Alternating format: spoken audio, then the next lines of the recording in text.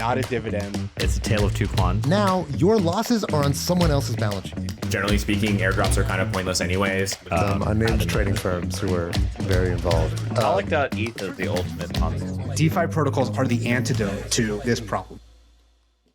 Hello, everybody. Welcome to the Chopping Block. Every couple of weeks, the four of us get together and give the industry insider's perspective on the crypto topics of the day. So, quick intros. First, we got Tom, the DeFi maven and master of memes. Next up, we've got Tarun, the Giga Brain and Grand Poobah at Gauntlet. Joining us today, we have Laura, the CEO of the show. And finally, myself, I'm Haseeb, the head hype man at Dragonfly.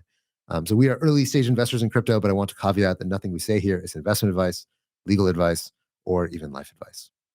Okay, so for those of you who somehow have not followed this story, we left off last week. I think Tuesday we recorded this emergency episode. On last Tuesday, we were sort of on this cliffhanger when CZ had announced that he was going to acquire FTX, although he just submitted an LOI, meaning that it was a non-binding letter of intent to decide whether or not they, after they do due diligence, whether they were going to acquire FTX. And on the last show, we were basically anticipating there was a high likelihood that CZ was going to walk away from the deal. So that was Tuesday.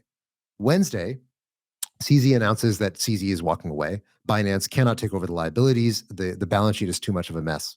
Sam then announces that he is going to still seek emergency financing. He kind of softly blamed CZ, claiming that CZ was never going to buy anything. He announced that FTX US is fine. The problem is on FTX International.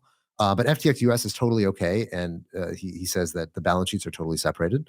On the same day, the SEC announces that for the first time, they are going to be investigating FTX into misappropriation of customer funds. There was already an outstanding investigation into some of their earned products, but now it's starting to look like it's potentially a criminal probe. So that's Wednesday. Everybody is kind of standing on pins and needles. The assumption at that point is that probably FTX is not going to be able to raise funding, but nobody knows that the complete details quite yet. Thursday, last week, withdrawals on FTX are completely frozen, but it's announced that Bahamian citizens are allowed to withdraw from FTX. FTX claims that this was under the order of the Bahamian SEC. The Bahamian SEC, by the way, later, as of this weekend, denied that this was ever an instruction given to FTX. But the only withdrawals that are now coming out of FTX Global are to Bahamian citizens.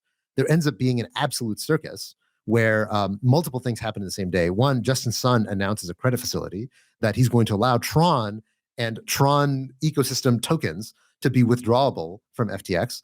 And then only Bahamian citizens and Tron tokens can be withdrawn. And NFTs. And so what happens is that on Twitter, there are all sorts of crazy black market transactions where people are faking Bahamian KYC or engaging into OTC deals with Bahamian users to basically use Bahamian KYC to withdraw out of FTX, which is obviously very illegal, and all of this was happening out in the open on Twitter. Sam was purportedly still in the Bahamas when all this happened, but basically the whole team quit around this time. And so FTX just kind of becomes an absolute circus. Friday, finally, FTX files for bankruptcy. And when FTX files for bankruptcy, it's not just FTX International, which is where the damage was originally done, but every single subsidiary of FTX, including FTX US, including Blockfolio and LedgerX, all file for bankruptcy simultaneously. Sam resigns as CEO, and he brings in John Ray, who was the liquidator for Enron, to be the liquidator for the FTX bankruptcy. People thought at this point, okay, it's over. Finally, FTX has come to rest. The whole thing is going to be unwound, and we're going to learn what really happened. And then Friday night, a massacre. It turns out that FTX starts moving funds again. And people are like, wow, what is the liquidator doing at FTX at 10 p.m. on a Friday night? Well, what ended up happening was that the cold wallets for FTX were hacked. And hundreds of millions of dollars of FTX assets, particularly in lots and lots of altcoins, started getting sold through DeFi. We should be careful about calling it a hack or not. It could have just been an insider, and we don't actually fully know. Right? True. We Okay. just know the funds moved. The funds moved somehow. We know that they were unauthorized. Yes, there's some type of unauthorized access. We don't know yet who this was or how they were connected to FTX. And at the same time, soon after this started taking place, people noticed that the hacker or the attacker, quote unquote, started moving funds to two different addresses. And over time, it becomes clear that actually these two different addresses are somebody who has, two people who have control over the same address, fighting for control and siphoning assets away from control of the attacker. And so there was about 600 million worth of assets that were under contest, and about 300 million of it was successfully siphoned away by the attacker. The other 300 million was either protected by the FTX team or frozen. A huge number of assets, including I think the PAX G and the Tether, was frozen in anticipation of the attacker selling them for unfreezable assets. So absolute mayhem taking place on Friday night. Finally, the situation gets under control by Friday. By Saturday, the balance sheet of FTX is finally leaked. And we now know what the assets and liabilities of FTX look like. Basically, FTX had 1 billion in liquid assets to 9 billion in liabilities, meaning that if looking at the current state of the balance sheet, almost certainly there are going to be pennies on the dollar for anybody who is looking at the FTX liquidation. So it's clear now that the scale of fraud at FTX was massive. It's clear that there was huge amounts of capital that was pulled out of FTX that should have been there for customer deposits. It's clear that it infected every element of the FTX empire. It even affected FTX US, which was originally perceived, and we thought on the show, that it was going to be totally cordoned off. And that was the indication that Sam was giving as of Wednesday. But the whole thing has now completely collapsed, and we're now learning more and more salacious details and drama of what was going on underneath the hood. So I'm gonna stop there. We're gonna go into a lot of detail about a lot of these things, but I just want to first start with giving everybody up to speed on what has happened between then and now.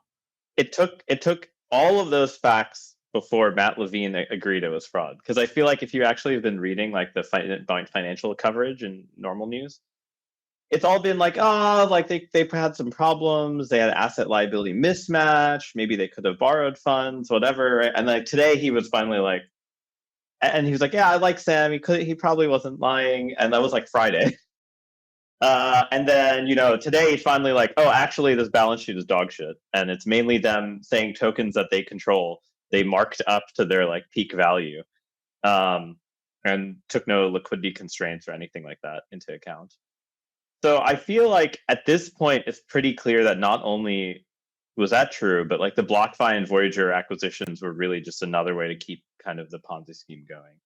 Because like it really, the interesting thing from a like theoretical lens about this is you're taking three separate businesses or entities that have three functions that on their own could be sustainable, like an exchange that earns trading fees, a market making operation that happens to have a very good fee tier. That's sort of the altruistic way of describing Alameda.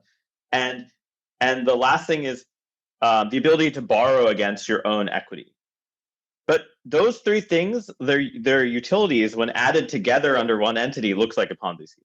But if they were separate and adversarial, they're fine and sustainable. And that's like the interesting, that to me, that's the funniest thing about this, is like somehow we just turned into a very standard Ponzi scheme. It's just that you took the new depositors' money and you used it to underwrite yourself FTT loans, which you then had to use to prop up FTT, which is basically buying up paying the old depositors, and you needed new flow of depositors to keep that going.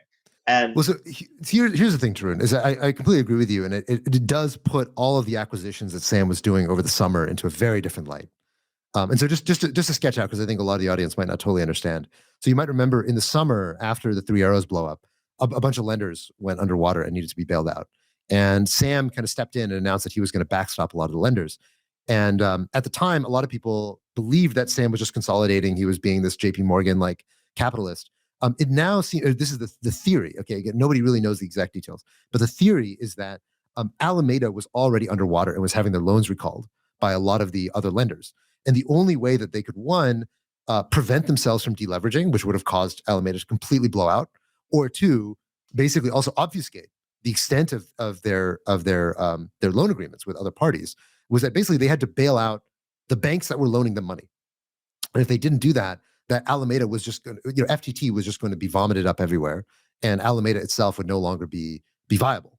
And so the idea is that actually they had to bail out BlockFi and Voyager because they were two of their own largest lenders. That's the idea. Now, again, we don't know if that's exactly true. When this happened on when we were doing the show last week, my assumption was that this started recently. My assumption was that the capital that was lent out from FTX customer deposits to Alameda was probably a momentary lapse that happened in the summer after 3AC blew up. right? It was basically Sam was on the brink. He had to go to Alameda's rescue, and if he didn't, that everything was going to fall apart. Alameda was going to go to bankruptcy. All of the Sam Empire tokens were going to unwind in a really dramatic way. And he thought, look, if I can just tide over some liquidity now, I can save Alameda, pay back the loans, blah, blah, blah. All this can be made whole as long as crypto doesn't turn against me, right? The market doesn't turn against me. That was my mental model of probably what happened.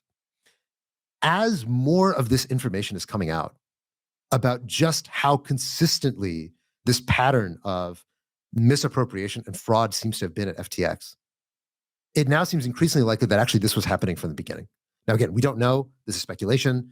There's so much fog of war right now about what the actual picture was at FTX. But the picture that we're getting so far seems to be that this was the intention from the beginning, was to use FTX as a piggy bank for Alameda. And that's really scary that this.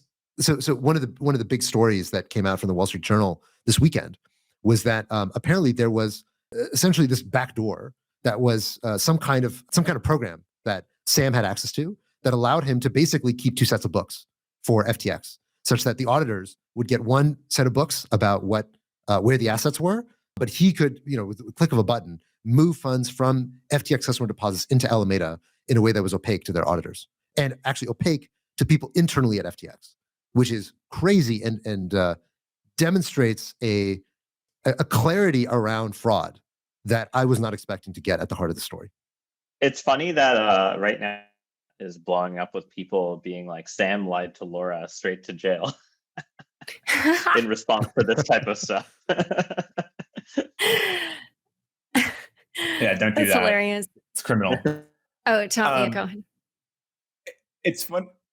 It's funny because I remember during DeFi summer, there was something I think Sam said to us, or someone else at FTX said to us on a call, basically saying, hey, all these early DeFi teams, they fucked up. They did doing these public token sales. Because then you're explicitly selling this security. Like, why do you want to sell, basically pseudo equity in your project early on? Like, actually, this story, no. So I relayed the story to you. It was not actually Sam who told me this. It was actually Kyle from Three Arrows who told me this. So let me tell you the story. So this was 2021. I know. So this is 2021 last year. I'd come to Singapore, and it was like my second time meeting the Three Arrows guys. And so I got lunch with Kyle Davies in Singapore. And this was back when Sam was top of the world, Kyle was top of the world. These guys were just printing money. They were the kind of the titans of the industry. And he was telling me, so they had a close relationship with Sam. And Kyle was telling me, he's like, I think I finally understood what Sam was doing. And I was like, what do you mean? What do you mean you understood what Sam was doing? He was telling me, what Sam realized is that the people from the last generation of crypto, the way that they monetized their position in the market was that they would get really well known. They would build all this press, get all this awareness, and then they would launch a token and they would sell that token to retail. And that was the game in 2017. And Sam realized that game is stupid, because if you play that game, one, you make money once, you just sell the token once, and that's it.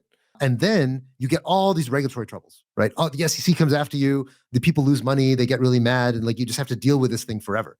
And what Sam realized is that what you should do instead is you should launch tokens, and you should be a net buyer of those tokens. Because if you are a net buyer of those tokens, then now that token is going to become really valuable because you're booing it in addition to everybody else. You're not perceived as a seller. You have no problems with regulators because regulators aren't mad that you're dumping this stuff on retail. And if you're Sam, you can use this as collateral, and you can borrow the real money of crypto, which is dollars. And especially if you have a market making firm that can monetize using those dollars, then that's where you make the real money. You don't make the real money doing an ICO, right? That's where you can make a few $100 million doing an ICO. But if you want to make billions, you need dollars to go make those billions. And that was, according to Kyle, that was a strategy that Sam was employing from the very beginning. He did it with Serum, he did it with FTT, he did it with all these Sam tokens that have now, I guess sushi potentially as well. There's now speculation that Sam was actually Chef Nomi all along, who was the original creator of SushiSwap. I remember after I had this conversation with Kyle, I was like, that's really interesting. Yeah, I guess that's true. But I associated that with Alameda. I thought, that's what Alameda is doing. it's not what FTX is doing. FTX is an exchange, right? Like that's maybe Sam's personal strategy, but I didn't connect the dots that this is that FTX itself would be beholden to this strategy. And that's what I think what it was crazy to everybody. But in 2021, like, so we never invested into FTX. We never invested into Serum. We never invested into any of the SAM ecosystem tokens. We found them to be so ridiculous. Like, so the way that the Serum fundraise happened. So I don't know if it was Tarun, you were there. You were there early in the Serum sale. So when the Serum sale happened, everyone heard that Sam was launching a DEX, and the way that they conducted the sale was not like any VC round I've ever seen in my life. So literally, they had an Excel spreadsheet, and they had lots of, I think, $1 million a pop, and you had to put your name down in the Excel sheet, and it was basically like the price for every lot would get higher programmatically. And so if you put your name in the Excel sheet as, okay, I'm in for 400 million FTV, and then the next person has to do 420 FTV, and the next person has to do 440 FTV. And so the game was that you need to get in as fast as possible, put your name in as fast as possible, and get to a decision quickly. No time for due diligence, no time to even think it through. And Sam loved this mechanism. Right? He did this kind of thing multiple times because he just believed that VCs are idiots. And I mean, to an extent, maybe he was right. He just had a... The interesting thing, though, is for all the Sam coins, they actually were his noose at the end, if you actually start to think about it. Because the thing that happened to them is that they all had these like 7-year emission schedules. Like they wouldn't fully diluted until 7 years. And they started with an extremely small amount of liquid tokens in the beginning.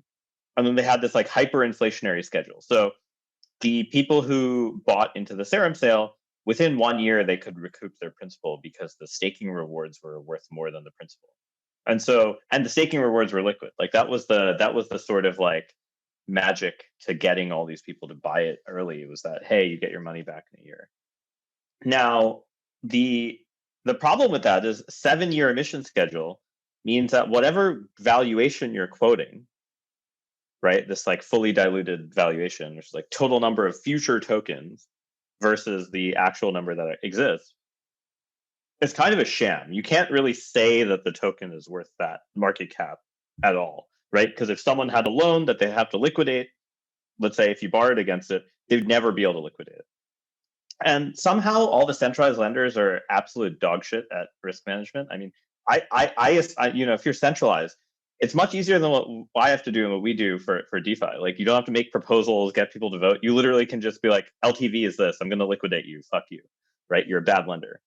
And all of these people are dog shit. In fact, my DMs, after I wrote some tweets about this, have been filled with people who worked at Celsius and Voyager being like, yeah, we weren't allowed to liquidate our top customers because they had 3 customers who were borrowing everything, which was like Alameda, 3 Arrows, a few other firms. And they were like, yeah, the thing is we could never liquidate our customers because then we'd have no revenue. And we all needed to show these like huge amounts of income streams during the bull run. And so these centralized lenders had absolutely no incentive to A, adjust the loan to value, B, figure out when to liquidate a loan that's underwater, which is exactly what the point. In fact, they went bankrupt because they didn't liquidate Alameda or 3 Arrows, right? That's why Voyager needed to get bailed out. And the more crazy thing about this is that Sam convinced them to let him borrow as if the tokens were worth the fully diluted valuation.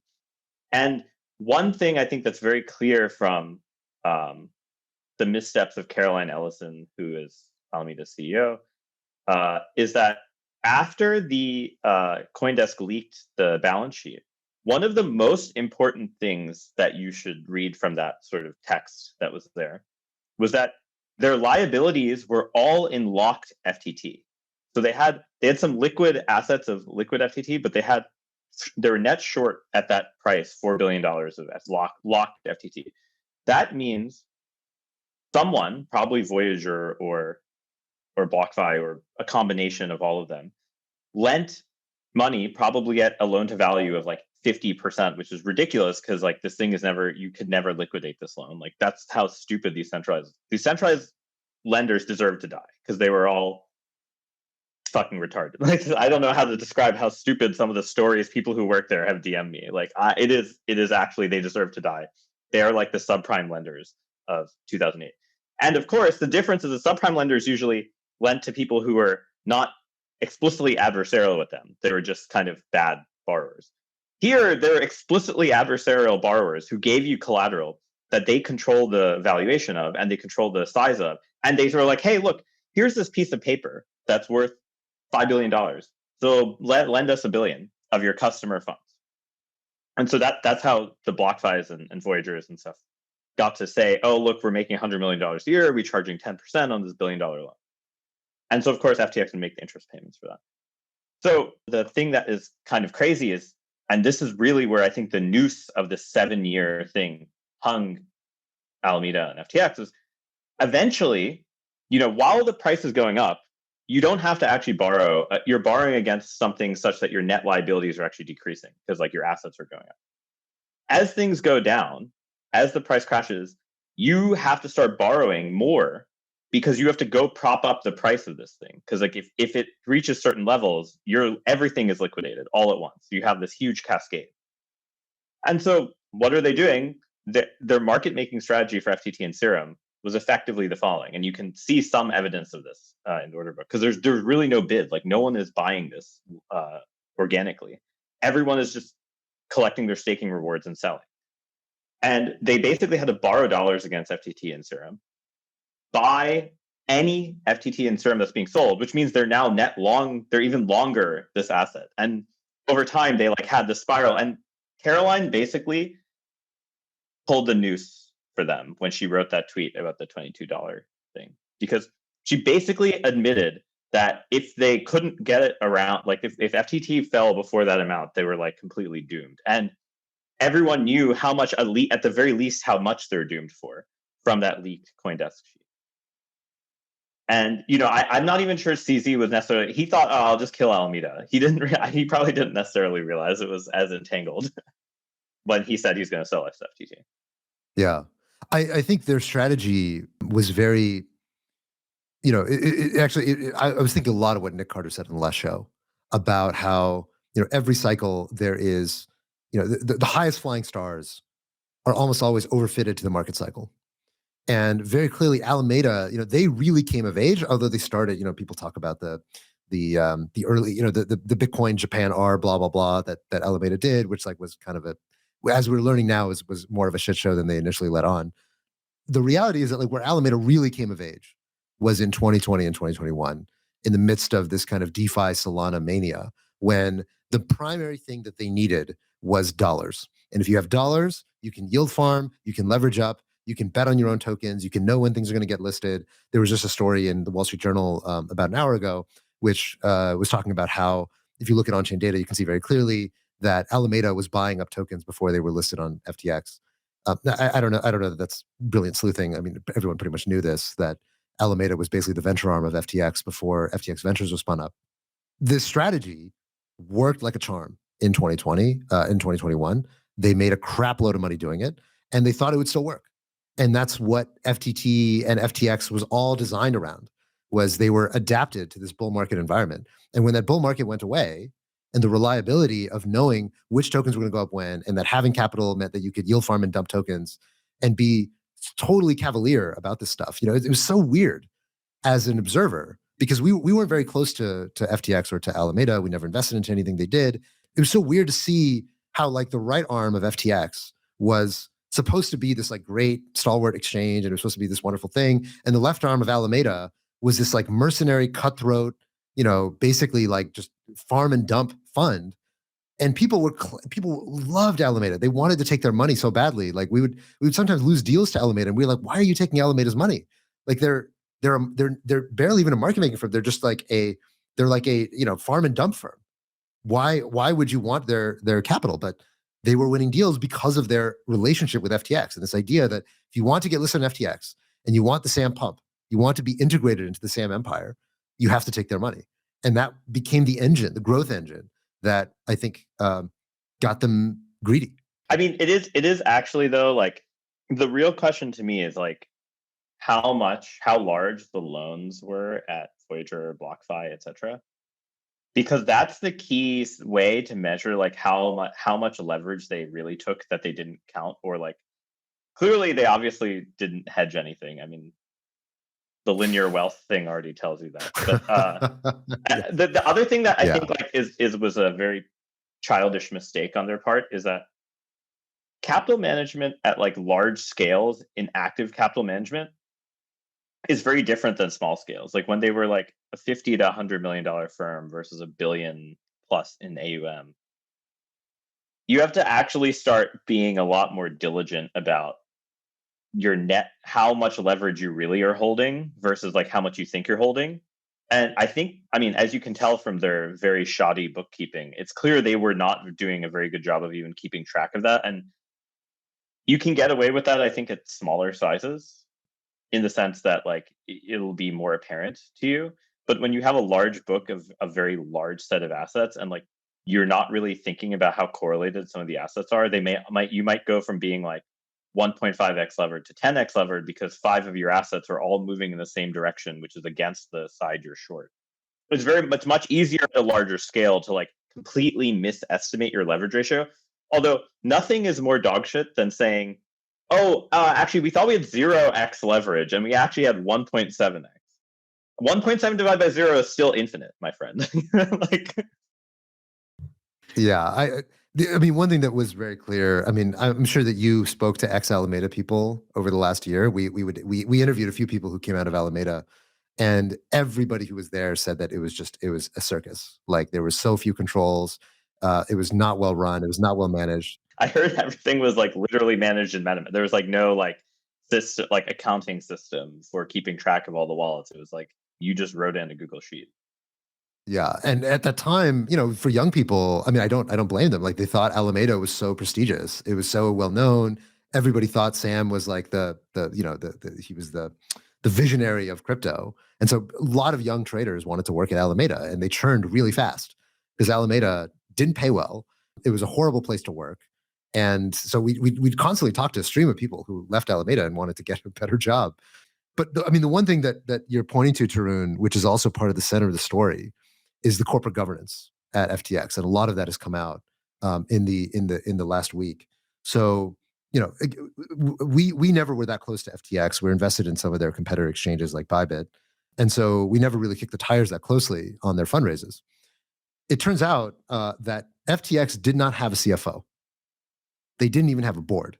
They took in $1.7 billion of venture funding, and they had almost no controls. And we're learning more and more that in the Bahamas, there was a house that basically Sam and his core lieutenants, as well as some of their friends, lived in.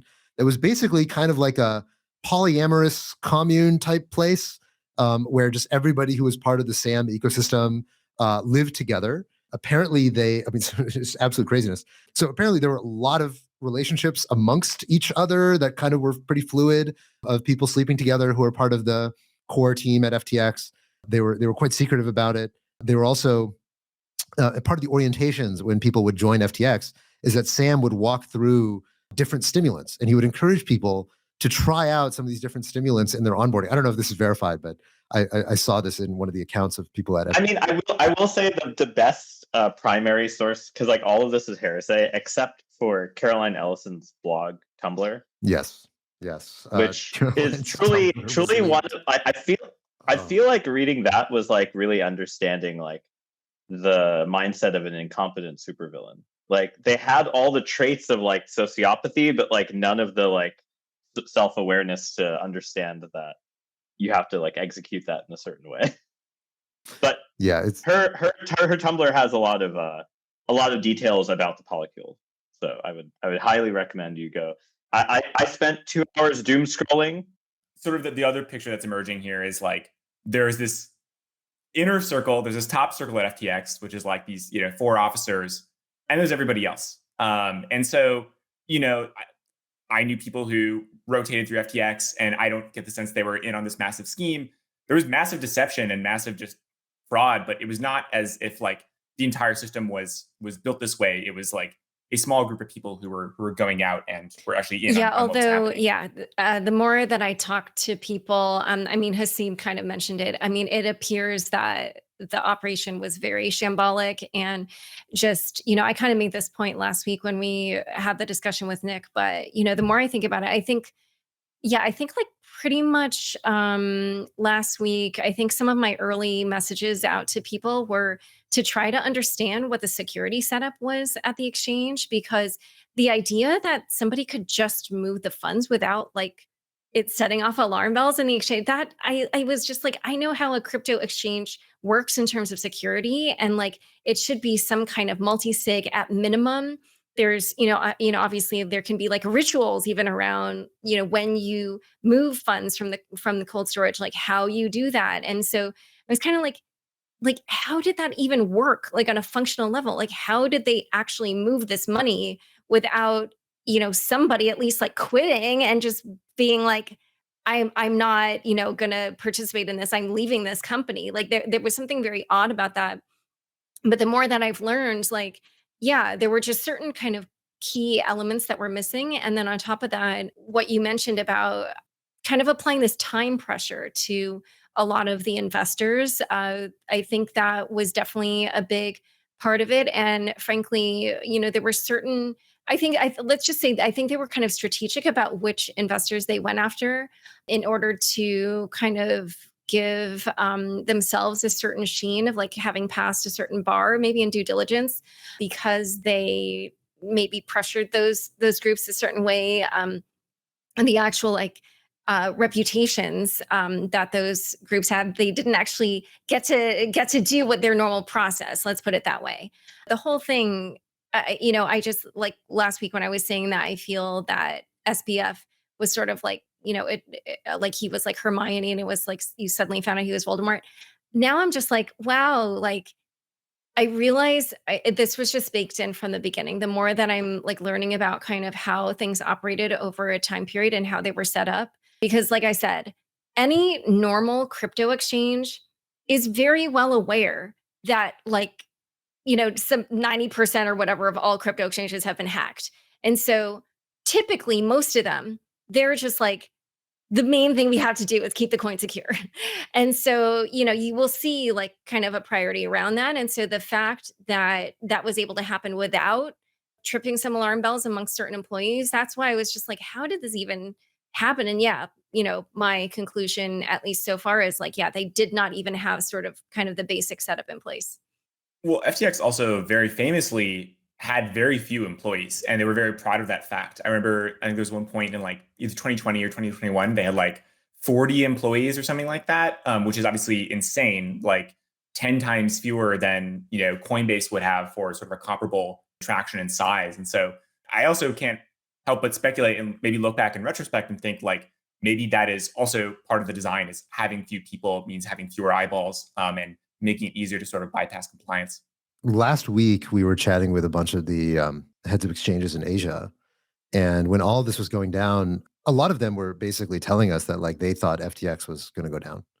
And at that time, we didn't believe it. I mean, we just couldn't. I mean, like, I don't know. It seemed like rumors were circulating, and it's like, okay, why are you guys buying into these rumors? It doesn't seem plausible. Wait. But just to understand, they thought that just because of events last week, or did they actually think that even before this whole thing about the balance sheet? When the math withdrawals were taking place, they thought that FTX was going to go under, and we just didn't believe it. Like, to be honest, up until basically Monday, I didn't believe that anything was really wrong. I knew that Alameda was going to be in trouble. Like, obviously, if all that FTT was going to get sold, Alameda was going to get screwed. But I did not believe for a second that there were secret loans taking place between FTX and Alameda of customer funds. That just seemed so implausible with everything that we'd seen about all these institutional investors, about Sam and the controls that must have been in place, given that they were talking about going public. If you're talking about going public, like of course, there's no way that that could be the case. Little did we know exactly how bad the governance was at FTX, but we had no insight into that. And so they were telling us not only one that they thought FTX was going to blow, but two, what they were telling us is that like they thought that a lot of the FTX numbers were faked.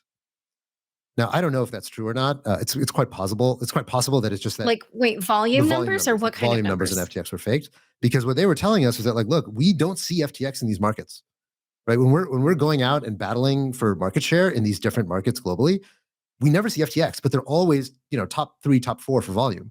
Now it's possible that that's because FTX had so much U.S. institutional volume that that's where all the volume was coming from, was basically these big institutional players, and most of these other big exchanges are retail oriented, right? So like Binance, OK, Bybit, these guys, they focus on retail. They don't focus on institutions. FTX seemed to be focusing on institutions. That might be part of the story. But I would not be surprised for a second if what we also find as we go through the rubble is that FTX was juicing their volume numbers. Now, again, it's going to be a while. Right now, it's all in the fog of war. We don't know what we don't know. And all these people are kind of coming out of the woodwork now saying, I knew it all along. Sam was an evil guy. He once stiffed me for blah, blah, blah. Anyway, a big part of what is striking about all of this is now, okay, we take a step back, right? Clearly, this is one of the biggest catastrophes, not just in crypto, that we knew already on Tuesday. But now we know it's actually one of the biggest catastrophes in venture history, right? This is basically an Enron scale fraud that was enabled by some of the biggest VC firms and just the culture of venture capital in this industry and in general. And it's got me reflecting a lot on why did this happen? Whose fault is it? Beyond obviously Sam. Obviously Sam is one whose principal fault it is. But in terms of who enabled him, what are the lessons that we take away as an industry? And when I say as an industry, I don't just mean crypto, but I also mean the tech industry. Because I think what happened here, I mean, obviously, it was a bunch of, crypto investors invested into FTX, but a bunch of just tech investors invested into FTX as well. But in pension funds too. Pension funds Ontario. As well. Yes. Yeah. That's right. Ontario did. Temasek did, which is the Sovereign Wealth Fund of Singapore. You've also got BlackRock. You've also got, you've got Sequoia. You've got Lightspeed. You've got Paradigm. You've got Multicoin. You've got all these players who invested into the same company. None of them required a board seat. None of them required a CFO. Clearly, none of them required audited financials from a reputable firm. Like there's some Mickey Mouse firm that did their audits. Apparently, I heard that somebody had asked them. Oh, what was it? It was Chamath said on All In podcast that he asked them for audited financials from a Big Four accounting firm, and asked them to like create a board with external board members. And Sam told him to fuck off. And then I heard that Sam apparently was on a call with Steve Schwartzman, the CEO of Blackstone. And Steve Schwartzman, like, he didn't really, he was skeptical of the FTX story. And Sam told him on a call that he was an old man and he didn't get it because he's too old, and hung up on him. And so this arrogance and this kind of, it sort of became this legend that fed on itself. And that not only, and I think it's not only VCs, but it's also the media. Because the media really created Sam, right? Like I remember Sam back when he was first getting to the space in 2019, 2020. He wasn't a big deal back then, right? He was starting the fund. Yeah, I feel like the first time I'd ever even realized he was in crypto was I met him at your office. Yeah, that was before I joined Dragonfly. Right. That was before I came on board. It's a weird story because so Alex and Bo, who were originally at Dragonfly before I joined, they sat down with Sam back when he was running Alameda. He was trying to raise debt because he didn't want to actually have external investors in the fund. He just wanted to sell debt at like a 15% note. It's been now circulated widely on Twitter. And so they were interested. So he was then pitching the idea of FTX. And they were trying to invest into Alameda itself, but he wouldn't take external money. And so he was like, hey, I want to start a fund, I want to start an exchange with Alameda.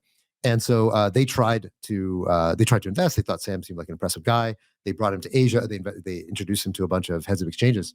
And they ended up having a falling out between Bo, my now partner, and Sam, because Sam just kept flipping the script on them.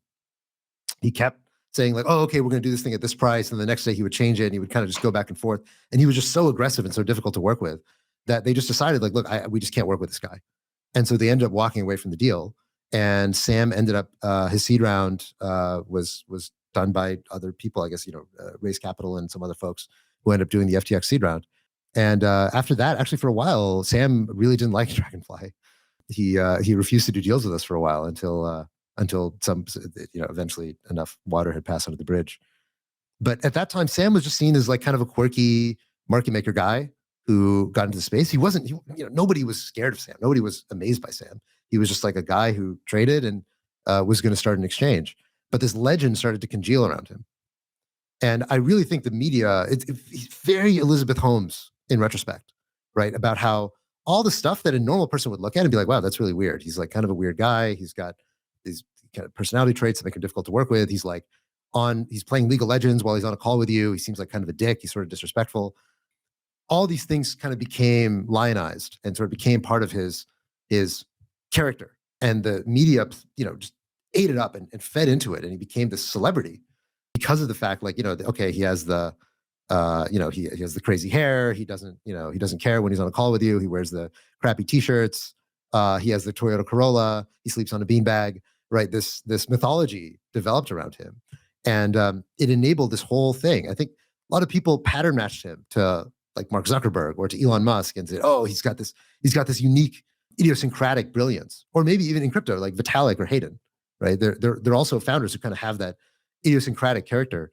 He fed into that romanticism about the countercultural founder, the idiosyncratic founder, the slightly spectrumy founder, or very. I mean, that Sequoia note that they deleted was truly one of the funny. You can find it. Do you want to reiterate that note? Archived. What's in there? That some of the stuff in that note is ridiculous. Like the first thing is they were lionizing him for playing League of Legends while pitching them.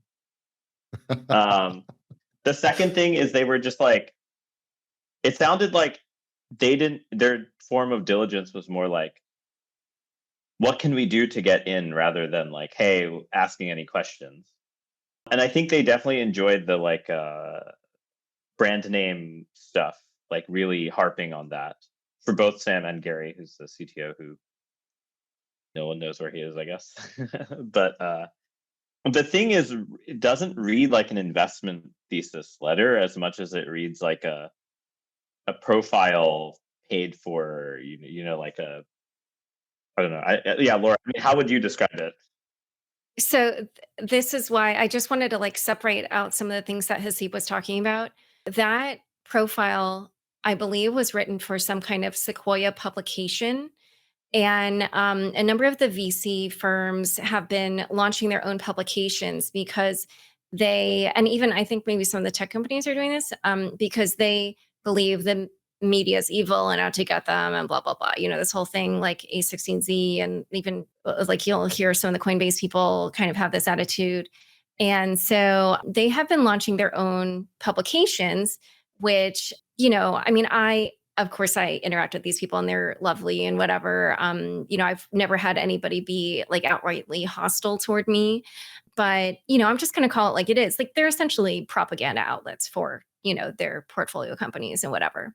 And so that's it's called marketing. Propaganda is that's a very rough term. Listen, because that profile, it came out of, one of these outlets, right? And yeah, okay, maybe the traditional media wrote, glowing profiles of Sam. However, like for a traditional journalist, when you are doing that kind of thing, like, as far as we understand, like we're not VCs, but, you will see like certain investors. And to you, that means like, oh, they passed whatever due diligence. So I understand like, yes, they definitely should have dug deeper and they missed certain things. However, clearly from how shocked everybody was this past week, I don't think that there was anything let's put it this way. I definitely feel that whatever it was that Sam and his team did to kind of pull the wool over people's eyes, like it was effective enough that when you have this sense that, okay, these, like a pension fund and whatever investing, like that just says something to you about kind of the hoops that this has gone through, right? And now we're learning, okay, like maybe some of that didn't happen. But, I do feel that actually in the end, journalism gets vindicated here because none of this would have happened if CoinDesk, and I'm going to call out Ian Allison specifically, who is the reporter who leaked the Alameda financials, which, that is what triggered this whole thing. And, kudos to them. Like I have been in multiple chats where people are saying like, Ian deserves a Pulitzer and all this stuff. And, I do, like, I'm sure people are well aware that, when I approach my work, like I'm trying to find out, the facts and to verify things. And, it takes work. It's like, it's not easy. Like just one other lesson, by the way, that, I've taken, I'm granted, I'm constantly learning this, but it was especially on display this past week is like crypto Twitter just moves at a pace that is like so fast. Like for a journalist, it's just like, yeah, there are just certain things that, and people are willing to run with like whatever they're hearing. And so sometimes when you want to be a little bit more careful, it's just like, okay, well, wait a second, I need to do a little bit more to make sure whatever. So, anyway, all of this is to say that I definitely actually feel that one of the takeaways would be that, hey, you guys, journalism is valuable, and we shouldn't shy away from, when people have critical coverage. There's nothing wrong with that. And, there is a danger when you have places like these tech firms or whatever that are like, we only want to put out positive stuff about it. Hold on. No. That's bad. And so therefore we're going to like control the message, and we're going to have our own companies, media outlets, and our own publications. Like, I think there's a danger in that. And that was on display with the Sequoia article. No. Okay, so first of all, nobody reads Sequoia to get their coverage of Sam Bankman-Fried, right? They were reading the cover of Forbes. They were reading the cover of Fortune. That's not true. That's definitely not true. I can definitely tell you that there's a lot of people who are LPs in Sequoia, for instance, will probably read that and say, hey. Oh, sure. And then they'll try to enter the round. The Ontario Pension Fund entered that way.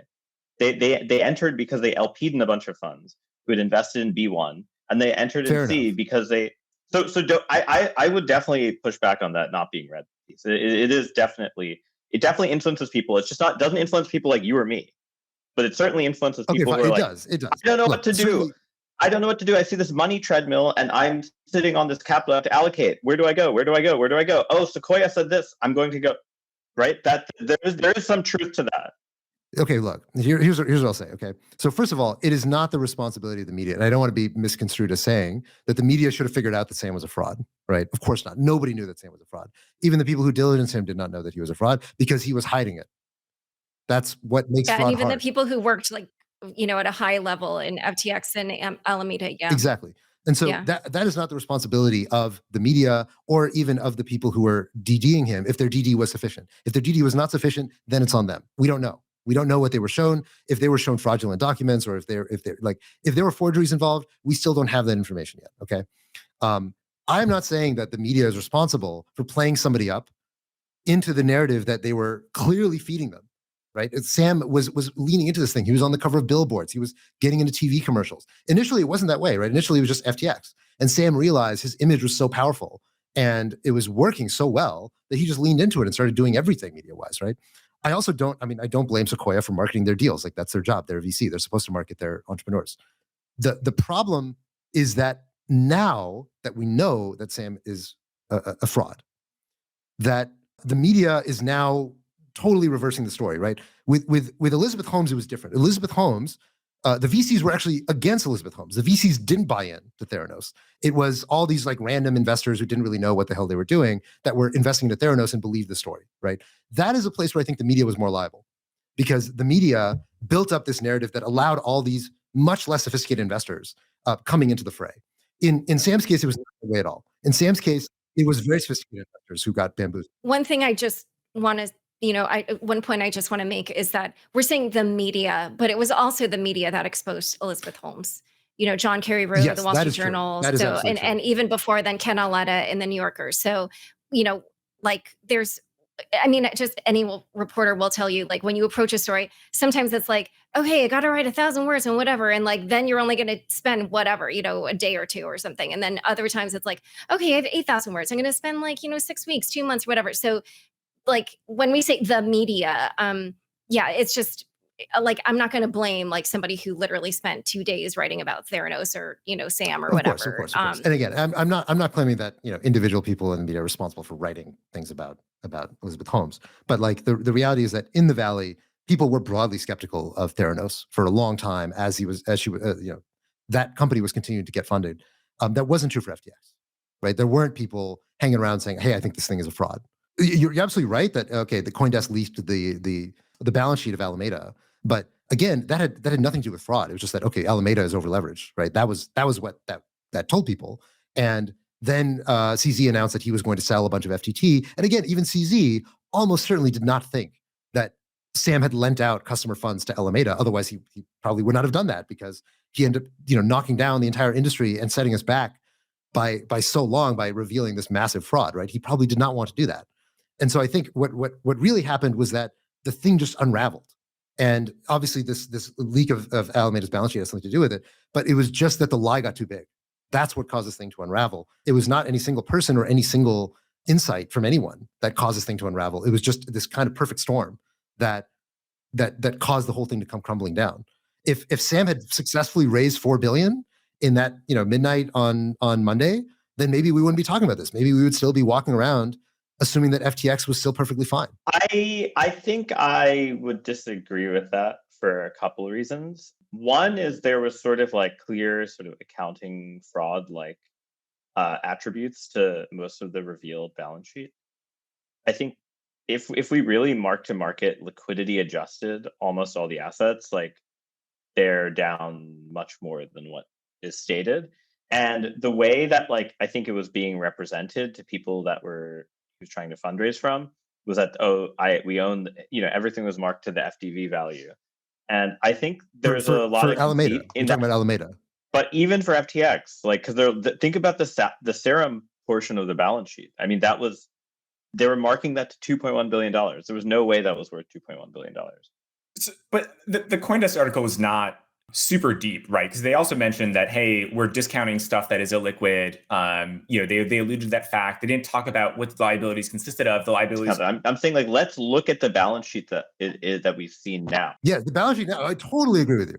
If you go backwards in hindsight, that $4 billion he would have raised would have just gone to propping up that balance sheet to try to even get it back to the level we see to now. be clear, I'm not saying that it wouldn't eventually have unwound, right? If you're $8 billion in the hole, it's gonna fall through at some point, right? It may be later, but there's no way you're gonna make back $4 billion of cash to pay back your customers eventually, right? It's just not. I mean, they made $400 million last year in net profit, which was one of the most legendary years for crypto trading ever. So I completely agree with you. It would have eventually unwound, but we wouldn't have heard about it now. We would still be walking around thinking that FTX was fine. I don't think that would have been totally true because even if the bailout succeeded, there was already this notion that there was some trouble on the balance sheet, that you already had to have this thing happen, and eventually that would basically force people to want much more tight accounting. And I think at that point you would have found that it was effectively accounting fraud. Like very similar to Enron. Actually, all the people are comparing this to Lehman. I don't think that's an apt comparison. I think Enron had a lot of like weird securities that they also marked in bizarro ways, like, and that their auditor was kind of stupid to understand. And like FTX basically and Alameda treated all these centralized lenders as the idiot auditor, which arguably was true. But I think there's a sense in which there was like clearly a lot of accounting fraud, and like the thing you're saying that Kyle told you in summer is effectively admitting to that, right? It's effectively admitting to like we're just doing accounting fraud on these tokens in a way because like there is not a gap measurement for them, and governments are going to be extremely slow to seeing this. But yeah, it's very easy to get into a bad leverage cycle. So my point is, I even at the $4 billion, if it got bailed out, I think there would have been some sort of day of reckoning very soon, not very long, because like that type of hole is incredibly unsustainable. I mean, you can just see it in the Serum and FTT order books. Like it was just there was clearly just someone buying anything and taking every price. And I wonder if like perhaps Alameda in the run up last year, their market making strategies got less and less sophisticated because they didn't really have to be, because everything was going up. So even though they're buying, even though they're quoting the sell direction and everything's going up, the sell direction wasn't that much. They're making more in fees and technically, and like FTX was sort of like, if you look at them as a single unit, was like making more money by taking their loss. That subsidy suddenly becomes extremely bad when you have to cover everyone trying to get out of Luna simultaneously, and you haven't changed your market making strategy, and you're sort of obligated to the parent company. Now, does that make all the losses make sense? I don't know. Like if you add up the total UST volume on FTX and assume that, say, 10% to 25% was filled by Alameda on the other side as a loss, you still don't get to the numbers we see, which is why I think they had to have some leverage crisis with the centralized lenders. Like there's something very, very fishy about the centralized lenders, and understanding what collateral they still hold is really going to be crucial to this. Yeah, we're going to learn all that stuff, I think, very slowly over the next year or two. Many years. I mean, if you go by Enron's timeline, it took forever. So. That's true. That's true. And you can see from the corporate structure of FTX, which was like this gigantic spider web of entities across many different countries, that this is going to take a very long time to unwind. Trading firms are often structured like that. I think the biggest possible malfeasance on the part of the venture investors was the venture investors didn't ask for the following. Or maybe they did and just got told to fuck off, as you were saying earlier, which is, normally when you invest in sort of a group of companies like that, you from a governance standpoint, you ask for a holding company, like Berkshire Hathaway, holding company of many sub companies like that. You ask for a holding company and you invest in the holding company with some rights associated to each of these entities. And from what I can tell, I don't actually know if any venture investor actually knew the entire set of entities that existed. Part one. Part two, I think like the idea of investing in any one of them and like making its valuation really large suddenly means the other ones can sort of like borrow against the valuation of that in sort of some weird ways, implicitly or explicitly via transfers that are made and loans between entities. And I suspect that actually kept things propped up quite a bit longer than you might have realized, versus like if it had a holding company and like everything had to fall at once. It's like, and that to me was always the weirdest part about that fundraising round. Was like people would be like, yeah, we invest in FTX, and then they forced us to invest in FTX US, and I was like, wait, so there's no holding company you invested in? You invested in these things separately? And they're like, yeah, there are probably some other entities, but like they don't matter. And like people were very blasé about the spiderweb chart in a way that like I was like, okay, I don't know what you invested in, because it doesn't sound like you know what you invested in. Yeah. So I guess that's the other question. So first thing I want to say is that I don't believe in the concept of collective guilt. And so I don't believe there's such a thing as the media is responsible or that the VCs are responsible. But it's pretty clear that some individual VCs in this process enabled this, and that other VCs like ourselves who maybe didn't speak out about things that we didn't agree with may also bear some of the responsibility for what happened and kind of what Sam became in the industry. This is something I've been thinking a lot about over the weekend. We didn't invest in Sam. Obviously, we had Sam on the show. We were friendly-ish with him. We would chat about things occasionally, and occasionally we find ourselves in rounds together because he would invest into a lot of stuff. I never suspected Sam of anything like this. And I found him to be an impressive person. Like when I chatted with him, he seemed very smart. He seemed very shrewd. He seemed very capable. I didn't agree with the way that he ran FTX. I didn't agree with the relationship between FTX and Alameda. We work in an industry where there's all sorts of shit that's going on that you're not going to agree with. And if you nope your way out of everything that you find untoward or that you're uncomfortable with, you're just not going to be able to do anything in this industry besides just hold Bitcoin. So I don't know. I'm curious what you guys think about. Let's ignore individual VCs, because I mean we could do that all day, and it's kind of a stupid thing to do because they're doing that enough themselves. What do you think about VCs on the whole, and the extent to which VCs or VC culture enabled this to happen? I think it's just a byproduct of the market to an extent, right? Like this is so. If you think about like FTX's rise, it was 2020, 2021, when everything tech was just getting money thrown at it at crazy valuations. And that's naturally what's going to happen in that kind of environment when you have too much capital chasing too few opportunities. And so naturally, one way you can discriminate on capital is through diligence and through branding. And the capital that doesn't ask questions, as we saw with the Schmidt thing, is going to get more access than not. That sort of gets baked into the price. I think the thing that, I mean, it's maybe obvious to say about FTX is so sad is not only was its enterprise value destroyed, which, that is the risk that you bear investing in venture, investing in making any sort of investment, but it's the customer deposits and the user deposits that also evaporated, right? Like, what was it? It was the electric car company that just got charged with fraud. Nikola? Nikola, yeah. Nikola, okay, a lot of people lost their money, but they knew kind of explicitly what they were doing, right? They're speculating on this electric car company stock, or, hey, you bought Bird Scooters, and Bird Scooters is now, what, like $20 million, something like that. Okay, but you kind of know what you're doing. Here, it's basically the commingling of these different types of investors or customers, and the loss there that I think is just like staggering it and sets it aside from, I think, a lot of these other venture failures in the past 2 years. Yeah, so I guess this gets back to my point in the beginning of the show. I was like, there are three entities here, three sort of operations that on their own, individually, assuming that there's like rational actors trading on them or arbitraging things, are totally valid businesses. One being the exchange making fees, one being a market maker, and one being a lender lending against equity or tokens.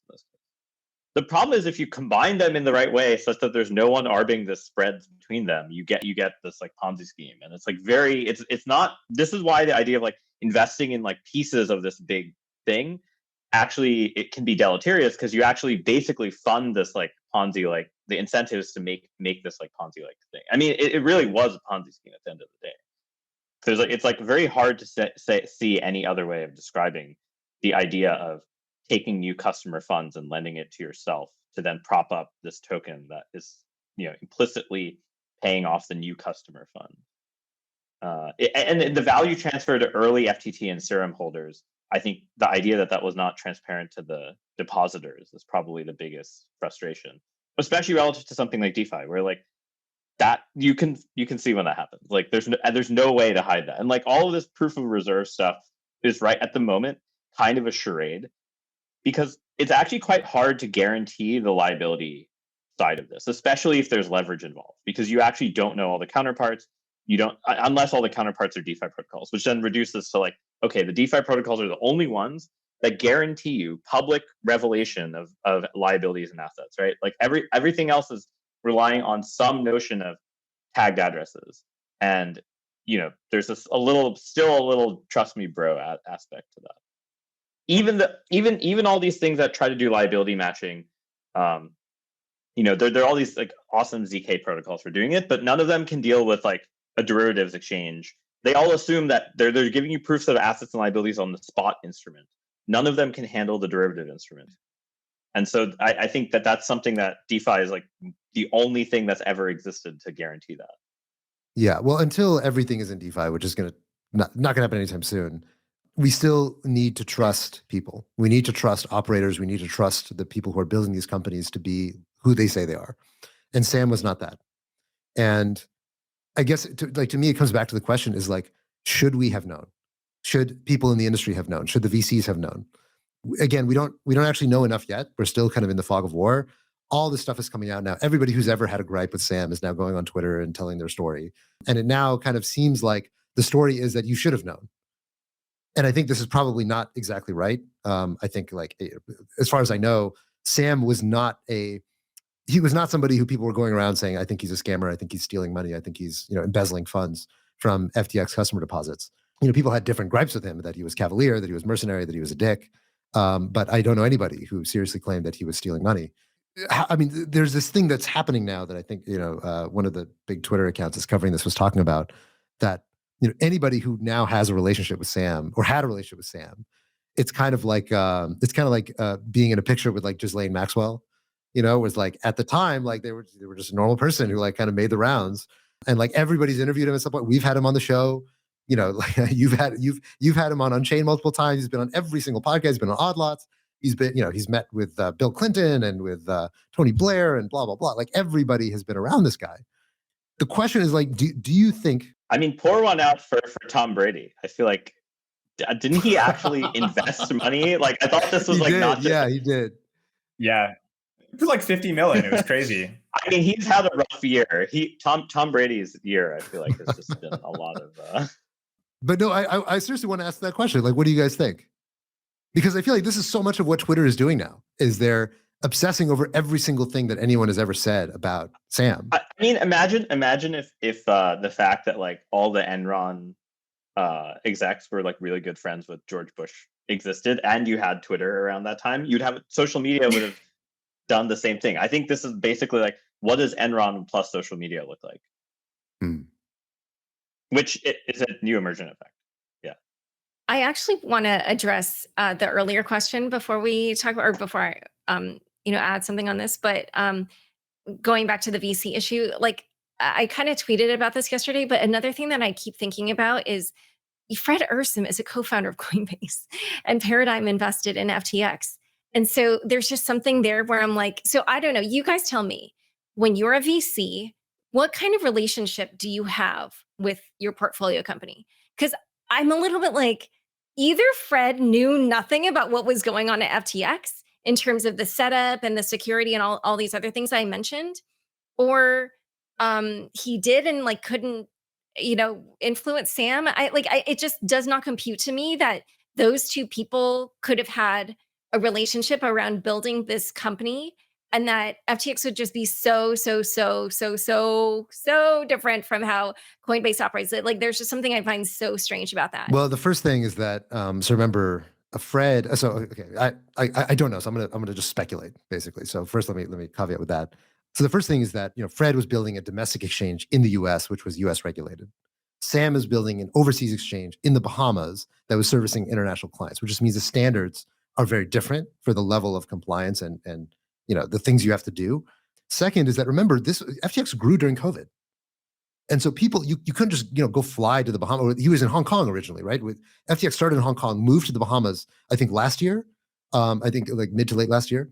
And so you couldn't go to these places without doing a long quarantine. So VCs were not doing on-sites. Nobody was going into the Bahama polycule and checking to see if they were like having proper controls from how the private keys were stored. They were just getting on Zoom calls and asking them, and they would take whatever they said as answers, because like, what else are you going to do, right? You're not going to go fly there and like go join the polycule and figure out what's really happening. So the reality is that like VC always operates on trust. The first time people went was the SALT conference, which is like, that is also like a crazy thing, right? If we look back at that. Yes. It's been a bizarre year. The marriage of Scaramucci and Sam at that time seemed very counterintuitive to me, but now actually seems like it almost is like a perfectly written sonnet. I mean, Sam was just so shrewd in buying access. So, he bought access in terms of the U.S. in donating, being the second biggest donor to Joe Biden's campaign, being a massive donor to a bunch of Democratic candidates across the U.S. The Miami Heat Stadium, F1 sponsorships, like all this stuff that just like brought him attention and notoriety that didn't necessarily result in customers, right? It's not clear that any of this stuff had a positive ROI, and they clearly, you can see from the balance sheet, they weren't making it back in trading fees. So they didn't have the profits to show for it, but they were spending hundreds of millions of dollars onto frivolous nonsense that just increased their name, increased their ability to ultimately borrow money and leverage themselves. And that's what it buys you. One of the craziest like heresy rumor stories I heard, and like I have no way of validating this, but I think it'll be funny to share on this podcast, is how do you think someone like Sam actually convinced Tom Brady or met Tom Brady to invest, join, whatever? Well, he has an agent, and his agent, and this is the part I can't verify, owned a tequila company, and supposedly the agent was like, "Yo, if you buy my tequila company, I will introduce you to Tom Brady and like help make this thing happen." And they bought this tequila company for $50 million to do that. And I have no way of verifying this, but I've heard this from 4 separate people. And wow. And I heard it way before this happened. Like I heard it like in January and February. But like I think there was a lot of that. When you're talking about pay to play, it's like you have to buy the agent's external company for them to like introduce you. It's kind of wild. Well, get ready, depositors. We're gonna see what that tequila company is worth, so we can try to make you whole. Oh my God! Wow, if my agent ever did anything like that, there's always money in the tequila bottle. It's the new. There's always money in the banana stand.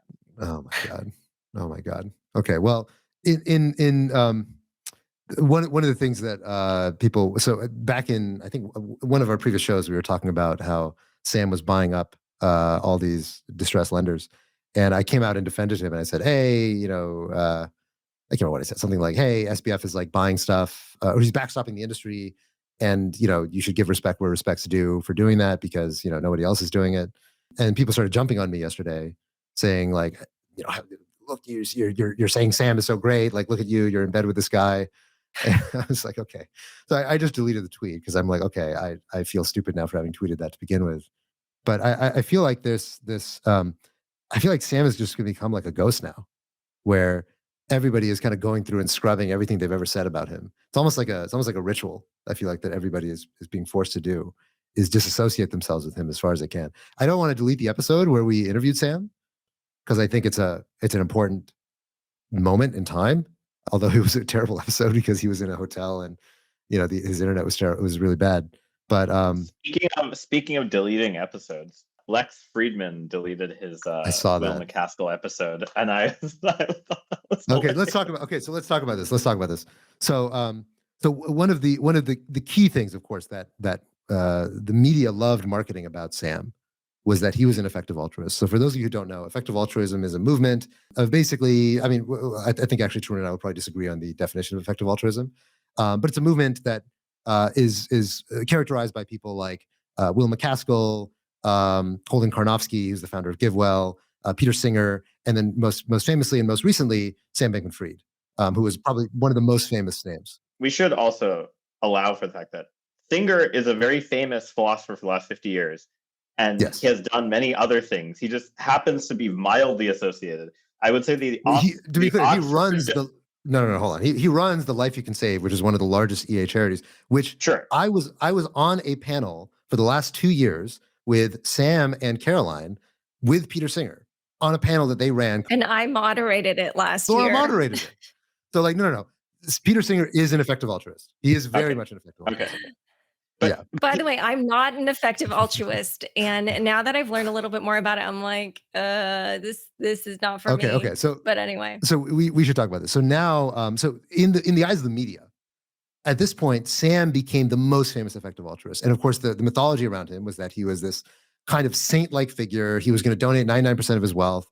He had absolutely, he was basically living in this crappy T-shirt, sleeping on beanbags, blah blah blah. We just got driving a Corolla. Driving a Toyota Corolla. TikTok loved this story about this selfless billionaire guy. And then it was in, I think he was a board member of the Center for Effective Altruism for like 3-4 years, a big donor to GiveWell, a lot of EA charities. And he started what was called the FTX Future Fund, that they were one of the largest donors. I think they committed over $1 billion to donate to effective altruist aligned charities, let's say. And then Alameda Research itself, I think they'd pledged like 50% of their earnings annually. They were going to donate to charity. And so it was from the very beginning what animated Sam and what kind of brought him on his mission to get into crypto, actually to even become a trader. So the reason why he went to Jane Street and became a trader after originally studying math at MIT was that he was convinced that he wanted to earn to give. So earning to give is this concept in effective altruism, which is basically this idea that you pursue a high earning career so that you can redirect those funds into high impact charities. And the idea is that you can potentially have more impact with your giving than you can with many kinds of direct work. And this was an idea that was very popular back in 2013, 2014 in the effective altruism movement. And this was explicitly what Sam was doing. And now, of course, the most famous name associated with effective altruism has been very publicly disgraced, is now going to go down as one of the legendary fraudsters of our generation. And basically EA, the effective altruism as a movement, is now being indicted. And so you've got a lot of people writing op-eds, a lot of people dissociating themselves with the movement, a lot of people looking like they have egg on their faces. And I should also say, so I'm somebody, I self-identify as an effective altruist. I've been a part of the movement since 2013. I actually knew Sam. I first met Sam in 2015, before he got into crypto, before I got into crypto, at an EA conference in San Francisco, back when he was still at Jane Street. Because Sam was a big EA guy, and everybody in sort of the EA world knew his name. I didn't know him very well. I met him once in a hallway, and we chatted for a little bit, and that was it. But I myself am somebody who have been earning to give. I've been doing it for basically 7 years since I got into the tech industry. I don't donate 99% of my wealth. I donate 33%. But so this is something that's very near and dear to me. Tarun, you've been very public in basically in your indictment of effective altruism as a movement, and you basically think that this stuff is all bullshit. I want you to kind of voice your concerns, and I want to try to address them and also kind of respond as best I can. I think I do have a long track record of writing anti-EA stuff for a long time, but I feel like I should have been more militant after seeing this last few weeks. But I think the main conceit I find with most EA stuff is, and sort of in general consequentialism as a philosophical movement, is you always have to start with the axiom that the ends justify the means to argue that you're optimizing utility in some ways. And you're not even able to construct an explicit utility function. You just are saying like, hey, I'm going to like try to optimize this type of thing of like how I'm allocating my wealth, or how I'm donating, or how I'm doing whatever. And I think, first of all, there's no consensus on a utility function. Second, the idea that you say ends justifies the means that, okay, well then like you might as well just like kill a ton of humans to lower costs, right? Like there's actually this like level of inhumanity in the entire philosophy of this thing that it would rather pay money now. So there's at least the long-termist part of EA. So long-termism is $1 spent to improve the welfare of people 1,000 years in the future is worth more than $1 spent to improve the welfare of someone now. And people who have that mindset would rather sacrifice tons of people right now, the welfare of those people, their livelihoods, their ability to live in a meaningful manner, because of this idea that, oh, I'm going to help infinitely many people in the future. There's going to be more people in the future. So like the net utility improvement for each person in the future is higher. And the conceit in that is that you haven't found the discount rate, like because you have to discount some amount of success. You assume there exists no discount rate. That's this linear utility type of mindset. The second thing is that when you use this ends justifies the means thing, you inevitably have this thing where it's like you run into the trolley problem style thing of like, oh, do I just like, am I willing to kill one person to save 5? And, oftentimes, the utility optimizer just says yes, right? But there is this notion that, and like EA people, you can see in McCaskill's like really shitty apology on Twitter, which is like too little too late in my mind, that basically, we've written 4 blog posts in our history that give you some way of saying that actually we have one way of getting around the ends justify the means when it comes to robbing, kind of like unethical behavior. And most of that comes from the following conceited assumption, which is assume that all humans who are exiting this utility optimization thing are running on untrustworthy hardware. So they make mistakes. Then you can't actually make a utility judgment that affects them based on, like normal utility optimization. They always make this base of like, oh, if the AI did it, they can do this, but the human does it, you should have some correction. And to me, that's just saying you chose the wrong fucking utility function. And that means you're just like, oh, after we already fucked up something, I guess we're gonna like bolt on this correction. And the idea that there's this idea that you don't face any consequences for this post hoc ex post kind of correction to your behavior, I feel like that's not how most societies operate, and that's not how human interaction is meant to exist. If you're actually trying to have some notion of equality or humanity, and it's very funny for a fucking philosophy that starts with all pain is equal as its initial kind of dogma. It's the Peter Singer dogma. Somehow leads to this like, oh, we're just going to like not be that equal, and then like bolt on all this type of stuff. And I find that stuff to be the most deleterious part about it. And it's like, I don't mind robbing grannies now because I'm going to like help the children in the future. And that mindset is pervasive amongst a lot of people, especially in the what I would call the Oxford, Jane Street, Dustin Moskovitz part of EA. Okay, so let me try to respond to some of that. So the first thing I'll say is that so I've been in EA, or sort of self-identified EA, since like 2013, 2014. And back then the movement was very small. Like it was this kind of weird set of ideas that I'd read on blogs on the internet, and I agreed with them. I thought they made sense. And I thought it was it felt to me like the right way to orient my life and my relationship with work and with my responsibility as a human being to give back and not kind of take for granted this idea that as one of the most privileged people on earth, and being privileged not just in the sense of like, okay, well, I have, I don't know, the way that people usually think of privilege is like, oh, I'm male or whatever, but more that like, I'm American. I can work here. I speak fluent English. I'm pretty intelligent. That puts me in like the 1% of the world that has all these capabilities that allow me, and I have access to like one of the most incredible wealth engines in world history, which is Silicon Valley, or just the general tech industry, which most people, even if they're smart enough, they don't get to have access to the jobs and the wealth that are created by it.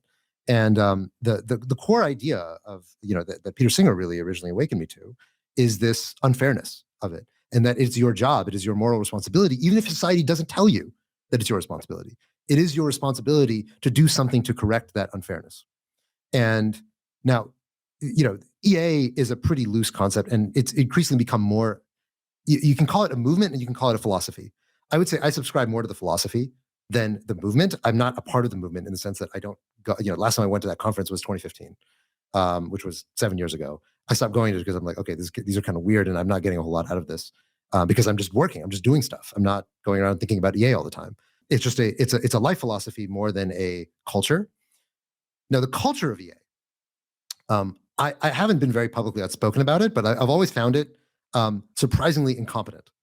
So I've never funded anyone from EA. I kind of wanted to, like in my mind, I was kind of like, okay, I feel like maybe it's a good thing to fund somebody who's an EA.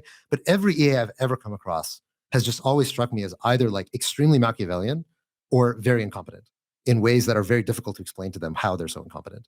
And it's just striking there have been so few success cases of people who are EAs who managed to like really be very successful.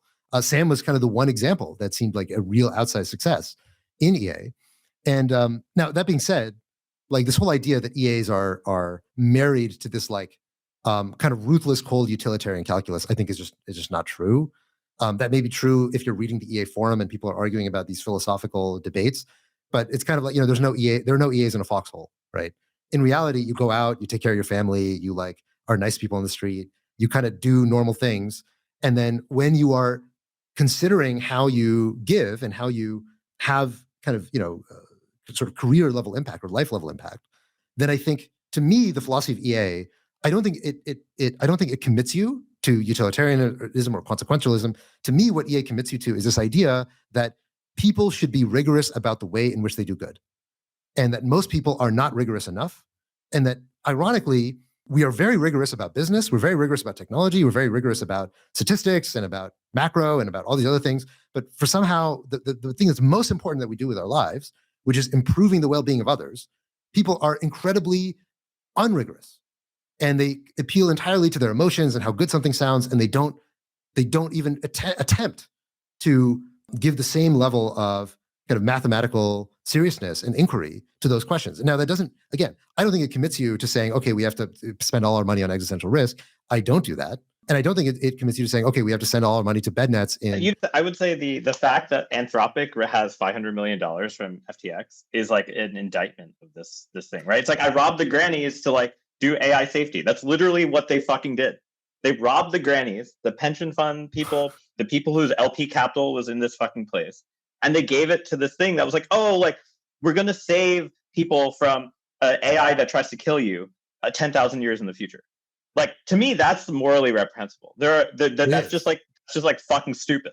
And that is like the dumbest fucking thing I've ever seen. And that's why I'm, in general, find this like morally bankrupt theory just leads to creating psychopaths. Like it leads to incentivizing people to not care. Wait, Laura, actually, yeah, sorry. Laura, go ahead. Yeah, I actually, yes, I barely knew anything about effective altruism, but what I, learned from covering Sam is that, maybe he took it further than you, Haseeb. Like somehow when you were articulating it, it seemed like basically reasonable. But I do wonder if he took it to a sort of an extreme, right? Like I've never heard you say, I just want to make as much money as possible to give as much of it away to other people, right?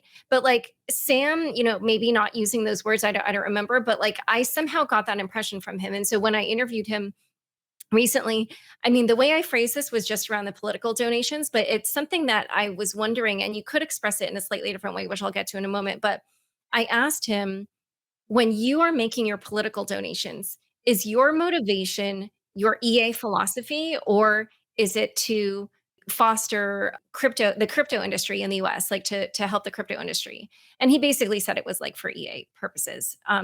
And so, when you have this person who is working in this field, but their values are not necessarily aligned with that industry, like his guiding lights were not like around decentralization or whatever. It was really around the EA thing. It's like his attitude to this was more like, I'm going to use the crypto industry for this other goal. And I could see how, when you're thinking more in that way, it could lead you to do really crazy things like take your customer funds and loan that to Alameda, basically. I mean, granted, I don't know what was in his head, but it's just something that occurred to me because I feel like a true crypto person, after living through, all these exchange hacks or whatever, they would protect that stuff. They wouldn't, just be cavalier with it. And, I don't think that's even much of a theory. I mean, they had the big ads with Sam on the front saying, I'm in crypto to do the most good for the most people, which makes no fucking sense. Like that has nothing to do with like fucking cope from this, like, oh, the Corolla guy like lives in a $75 million penthouse. And like that fucking shit, like oh, if you're really that effective at donating shit, don't live in the $75 million polycule house. Like, there's like a lot of stuff that they spent money on that just completely violates the dogma of all this shit they're saying. Like, why would you buy that ad? That money from the ad could have bought mosquito nets, motherfucker. That's what I'm saying. Like, oh, you're not even listening to all the shit you're saying. You're just high on your own supply. Like, the more I thought about it, when I was, granted, like, I've never researched this. I was literally only trying to understand it for this interview with him. But I just was like, oh, weirdly, and it goes back to what Tarun was saying about killing the one person versus the five. I was like, oh, like, if you follow that philosophy, you are going to end up in making very weird choices that take you out of a very conventional morality. And there was just something where I was like, oh, like, if you're thinking that way, it just it's it's hard to explain, but it's like when somebody gets so hyper rational and they're like only thinking like in this mathematical way, it just kind of takes them out of the human sphere. And that is kind of, I feel like, maybe what happened here. There's actually a pretty good thread that someone dug up with Sam basically talking about the Kelly criterion, which is this formula that helps you think about how to size your bets based on the expected value of like a bet. And basically people are now digging it up and it's sort of an interesting glimpse into how he thinks. And the general sort of, tell here is that he talks about his utility function being sort of log money, which is, generally supposed to be like the max, you're supposed to be getting out of your utility function in the Kelly criterion, but also then therefore lets you justify basically, wagering large amounts of money once you have large amounts of money for something that is not going to necessarily pay off if like there's some chance that you're going to make $1 trillion because it's basically the same amount of utility that you have right now. And I think that is maybe kind of what you see in like the outcome from FTX is like, wagering larger and larger amounts because you assume there's some massive payoff that's not going to be materially different than well, look, here's where I take issue with this. Okay, so one, I agree with you that there's something clearly there's something clearly messed up in the kind of the worship of asceticism around Sam, right? I think there was something very unhealthy about it, and it was there from the very beginning at Alameda. Because it was fake. Like a lot of it was not real. I mean, right? to be clear, it was not fake, right? Like if you look at what they were doing from the Alameda days and what he was doing while he was at Jane Street,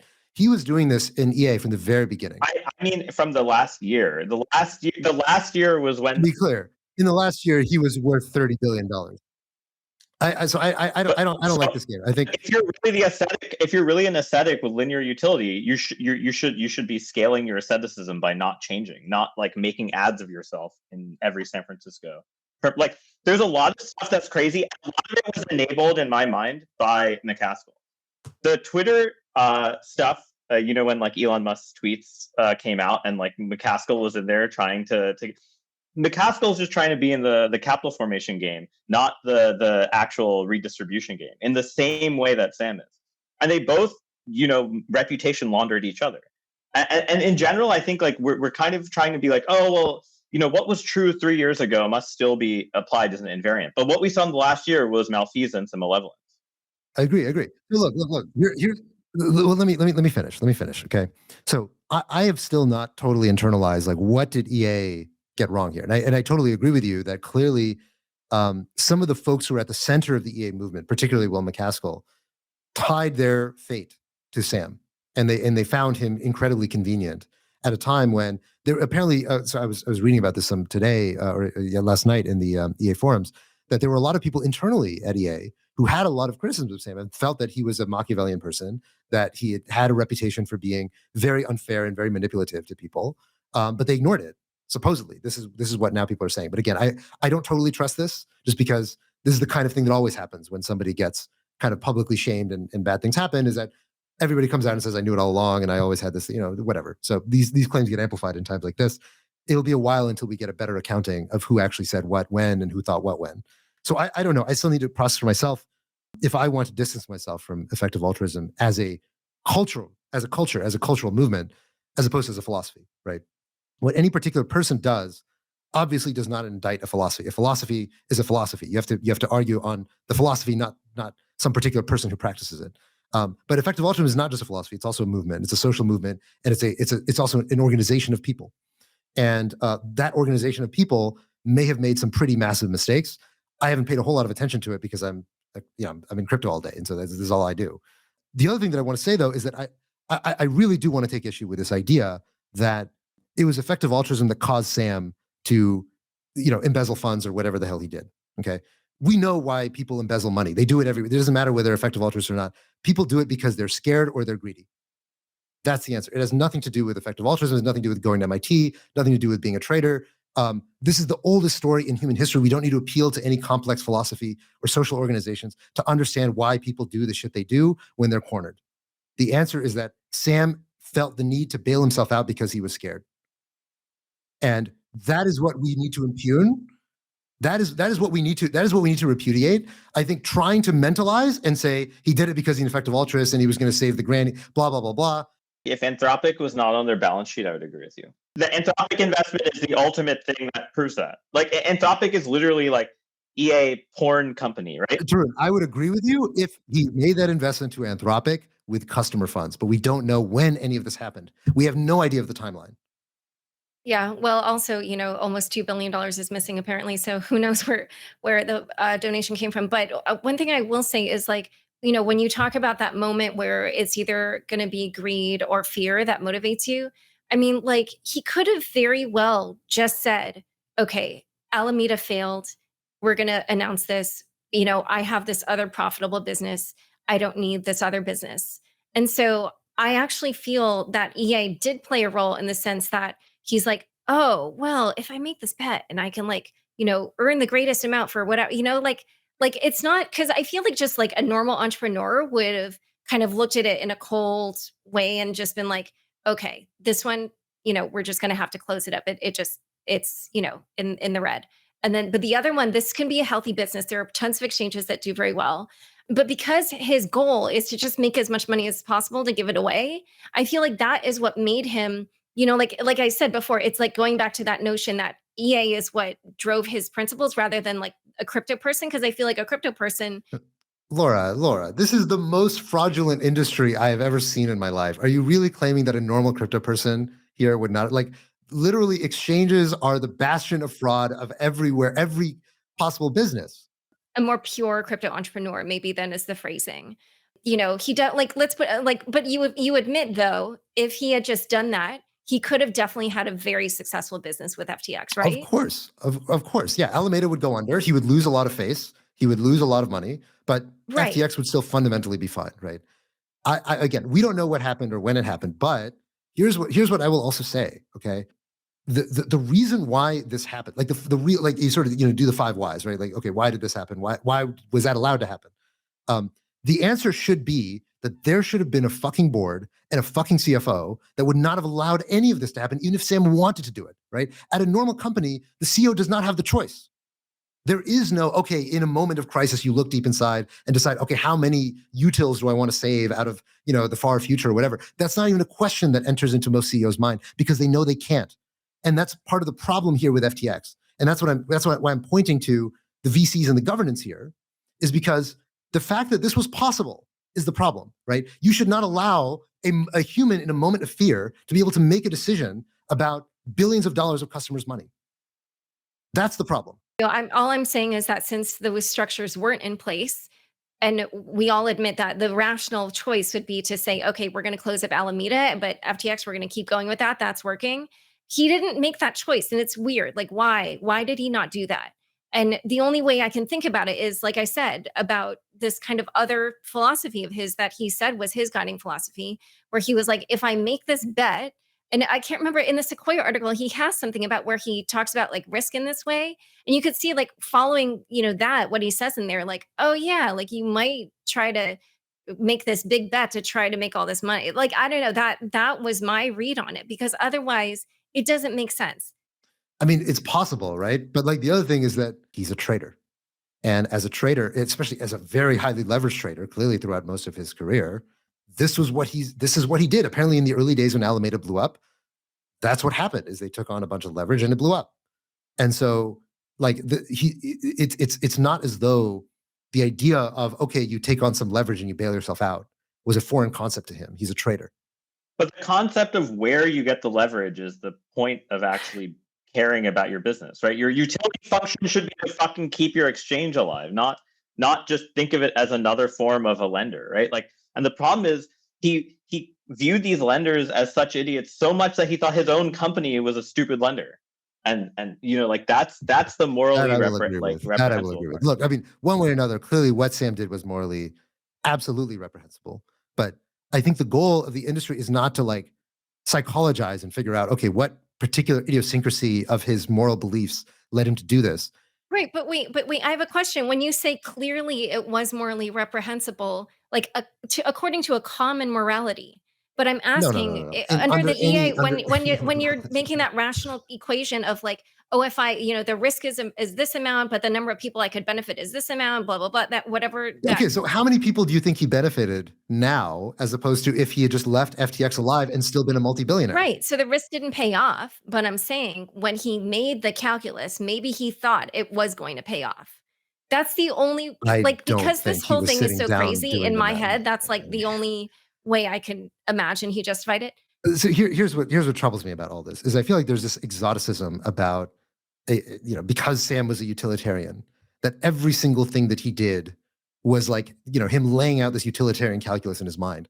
I know plenty of people who are utilitarians. They don't do that. They're normal people, but they believe that that is the right moral framework when they're making kind of clear-hearted decisions about how to donate money or about how to make big kind of societal level decisions. Okay.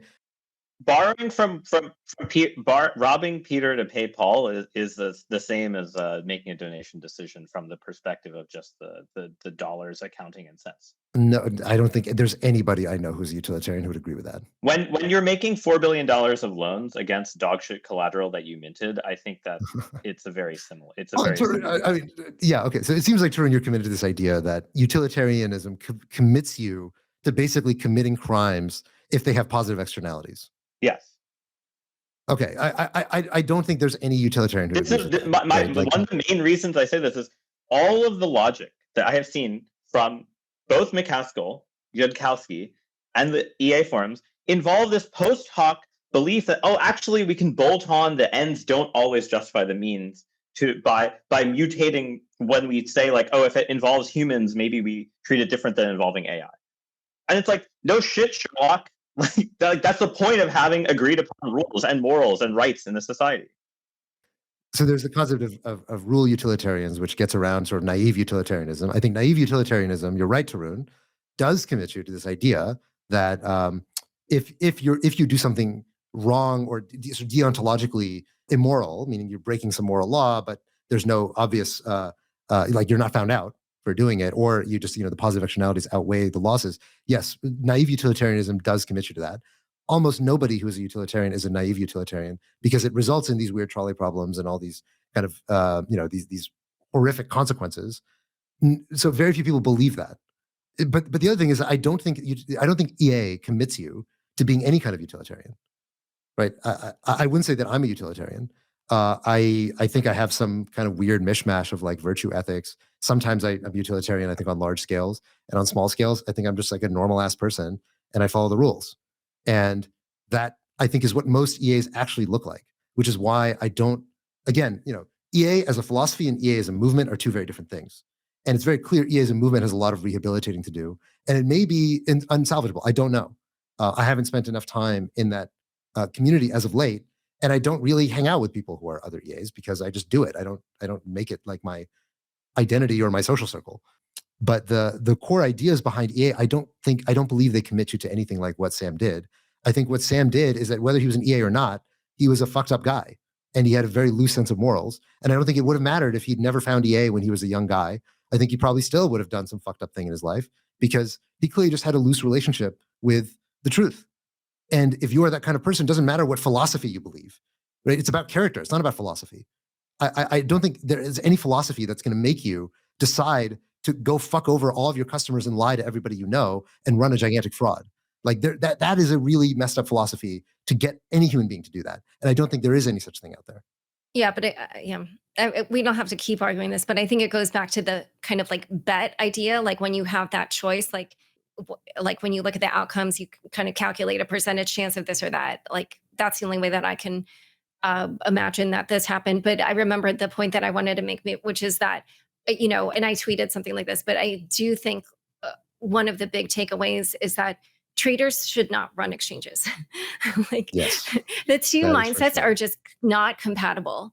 like, yeah, just now that we've learned all of this, I'm like, whoa, and it's what I said. I don't want to keep repeating myself, but just like security should be the first and foremost thing. And I saw somebody tweet something about, and I could verify this, because I'm going to have Jesse on the show later, but Jesse Powell at Kraken might have told somebody that one of the red flags that he saw with Sam was that, or with FTX, was that they'd had a very small security team apparently, that's a red flag for an exchange, which makes a lot of sense. So Brian Armstrong, for all the criticism he's got, he has a completely different personality from Sam. I don't think he's a trader. He's definitely more like a builder and coder.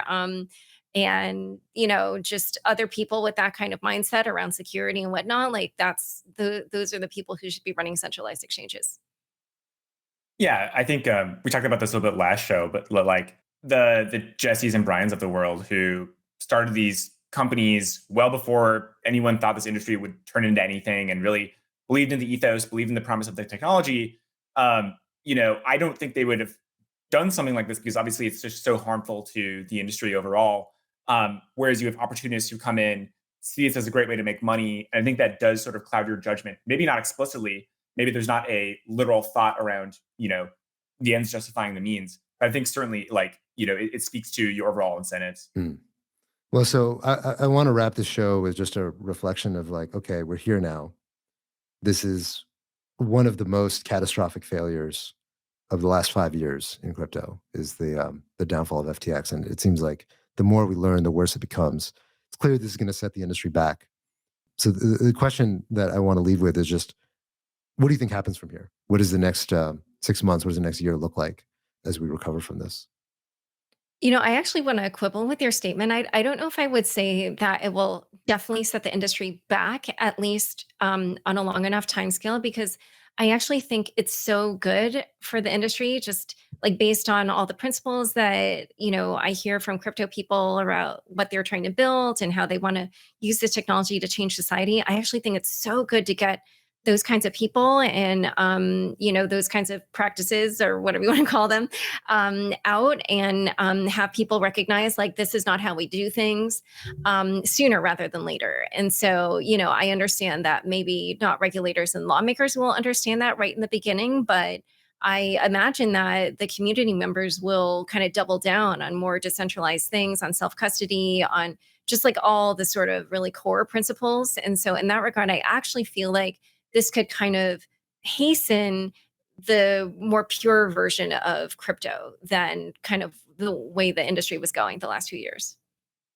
Yeah, I mean, I want to be optimistic here. And I agree, maybe in the long run, maybe this is a step forward. But I feel like we always say this after every exchange hack, and people have been trying to push not your coins, not your keys, not your coins forever. And humans just kind of keep doing the same thing they've always been doing. So I would like to believe that you're right, but I'm also somewhat maybe a little bit pessimistic. But I think it's just going to be very chilly for a while. Like, this asset class just looks so toxic to a lot of people who aren't already working in it. And I think people who pushed these investments at their more traditional, crossover funds or VC funds look extremely silly now. And I think on a long enough time frame, things will heal. New technologies will be built, and hopefully things will look better. But in the short term, it's just hard to see how people get excited about underwriting investments in crypto if they're not already in it, and even if they are in it, rethinking the strategy.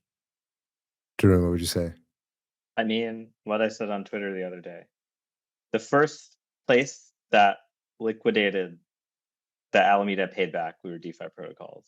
And DeFi protocols, due to active participants who care about not being fucking stupid like centralized lenders who deserve to die. We spend a lot of time actually trying to understand like what risks these protocols are taking and how much leverage they're actually giving people. And the fact that an actor had to go pay back the smart contract first, instead of relying on, sweetheart deals with their own exchange, is the ultimate sign that crypto's technology is the right technology in the future. And between ZK and really succinctness related projects in Snarkland and DeFi, I actually think the death of this type of stuff is actually very good for increasing the level of development in those technologies, because people see them as necessary, not just sufficient or nice to have. And so to me, that's the taking that I'll take away. Mm. Yeah, I'll definitely plus one to that, Tarun. It's clear there's going to be a big regulatory backlash as a result of FTX because there were so many of the rich and famous who were caught up in this thing. This was not just some run-of-the-mill kind of overseas random exchange that ended up stealing people's money. This was something much bigger, and it makes a lot of people look stupid, and it makes a lot of people think, okay, if I couldn't trust FTX, who can I trust? That violation of trust is going to be very hard to overcome. I think we will eventually overcome it, but it's going to take time. It's going to take a lot of work on behalf of not just centralized players, but everybody in the industry, of showing that we are up to the task of creating products and creating an industry that people feel comfortable with. And the reality is that we talk obviously about DeFi a lot in the show, and we're big believers in DeFi. But for most people, DeFi is still too complex. It's still too difficult. It's still beyond the pale of what they can realistically use and stay secure interacting with. And so there's a lot of work to do. And so what I see is that the next year is likely going to be quiet. We're still going to be funding great entrepreneurs who are working on new ideas and building new things. And I think capital will be there for folks who have genuine ideas about how to move the space forward. But I think consumers are going to be pretty gun shy for a while. Eventually, we'll get past this hump because crypto is resilient. It's been through many terrible crises before, and it'll get through this one just as it's gotten through all of them before. I think institutions are going to take a step back. I think they are going to be a little bit traumatized by what they saw with FTX because they assumed that the work had been done that had not actually been done. They assumed that they could trust that this institution was run like a real grown-up operation when in fact it was not just that the money got lost, but the way in which it was lost and the level of fraud and deception, particularly coming from the very top, coming from Sam himself, is just so unconscionably bad that I do think we're going to take one on the chin as an industry for this. But at the end of the day, Tarun, I would absolutely underscore that is that the thing about technology is that technology only ever gets better. It never gets worse. People keep finding new ways to optimize these things and make them faster, make them smoother, make them more usable. And 2-3 years from now, this technology is only going to improve, regardless of whether or not people remember FTX or they don't.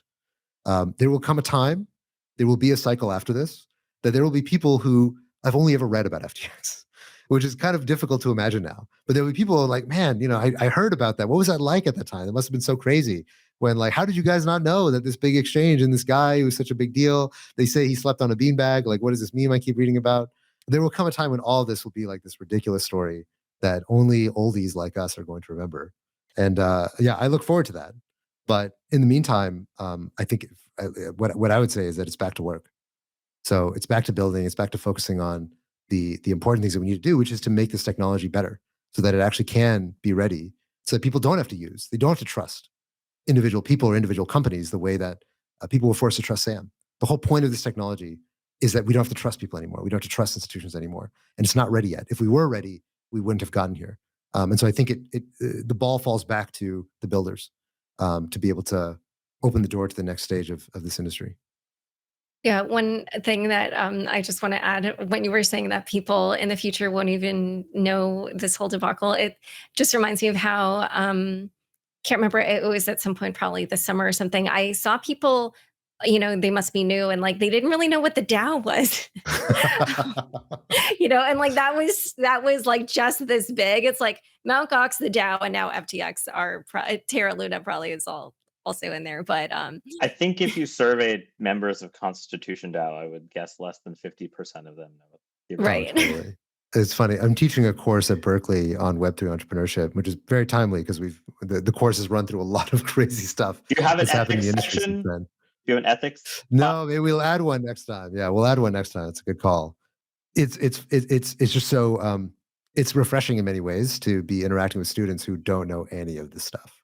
They don't know what the DAO is. They barely know what kind of what happened before 2020. Basically, is just like ancient history to them. So it's in many ways refreshing because it just reminds you that there will be another generation after them too that's not going to know anything that happened since 2023. and they're going to be building the stuff that goes into the next cycle, most likely. So anyway, yeah, this stuff continues on. It doesn't stop for anyone. So that I think we've hit just about 2 hours. Is I think the longest show we've ever done. Yeah, I want to check if there's any additional words in the letters in the Wheel of Fortune. N. Times. Yeah, he talked to New York Times and like has some very unself-aware quotes in it that make it seem like he's like, oh well, I made a mistake, whatever. So Oh, Whoa! Can you share those before we wrap? Yeah. yeah, the last line, the last few paragraphs of this New York Times article are like, I feel like pretty. Can you just read it aloud? People can say all the mean things they want about me online, he said. In the end, what's going to matter to me is what I've done and what I can do. And you know, like I feel like there was no like I'm sorry or I like here's what happened. I'm really like I made an ethical lapse. It's like no, that's fine, whatever. Wow. Did he confirm that it's a hack or no? Oh, he didn't. No, absolutely not. No, he's posting them. He's improvising. He's figuring it out as it goes. Wow. Okay. Wow. That's crazy. Yeah, I feel like the lack of like moral self-awareness is something I associate with extreme utilitarians, and this is clearly a demonstration of that. All right. Well, Tarun, maybe you're more right than I originally assumed. All right. Well, with that, I think we're going to sign off. Thanks, everybody.